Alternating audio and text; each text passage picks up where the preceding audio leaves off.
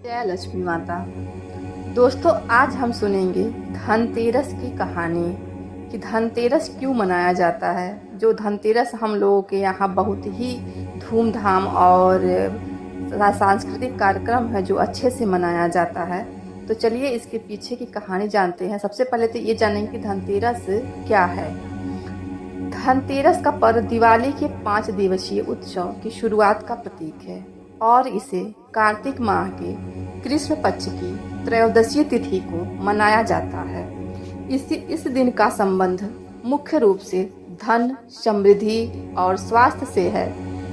इस दिन विशेष रूप से भगवान धन्वंतरी और माँ लक्ष्मी की पूजा की जाती है, जिन्हें धन और स्वास्थ्य के दाता के रूप में पूजा जाता है।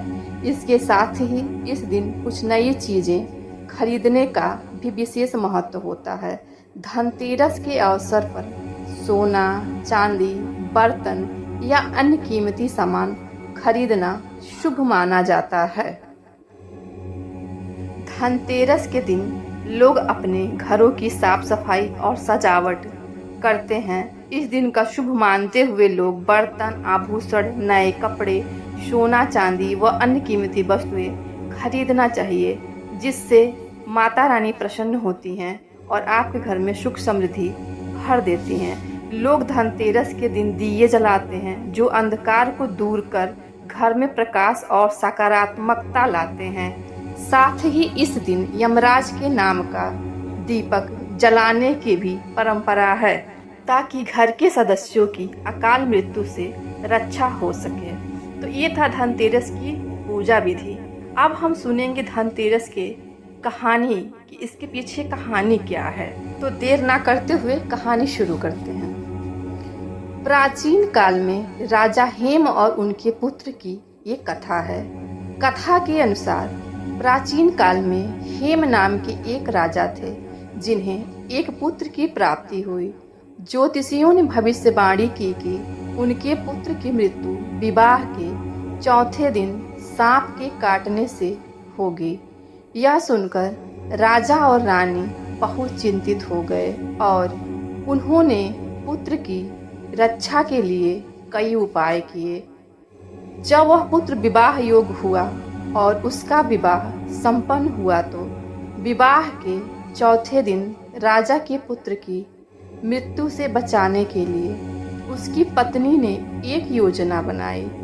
उसने अपने पति के कक्ष के बाहर ढेर सारे सोने चांदी के आभूषण और सिक्के एकत्र कर दिए और चारों ओर दियों की रोशनी की व्यवस्था की। उसने सोने चांदी के आभूषणों को इस तरह से सजाया कि सांप को उनके बीच से रास्ता नहीं मिल सका। इसके अलावा उसने अपने पति को जगाए रखने के लिए उसे रात भर कहानियां और गीत सुनाती रही। कहा जाता है कि जब मृत्यु के देवता यमराज सांप का रूप लेकर राजा के पुत्र के पास पहुंचे, तो सोने चांदी की चकाचौंध और दियों की रोशनी देखकर वे उसके पास नहीं पहुंच सके। इस प्रकार राजा के पुत्र की मृत्यु टल गई और उसका जीवन सुरक्षित रहा। तभी से धनतेरस के दिन यमराज के नाम दीपदान करके और सोना चांदी खरीदने की परंपरा शुरू हुई।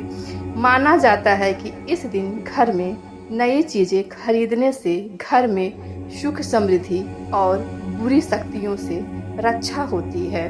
तो दोस्तों, ये थी कहानी धनतेरस की।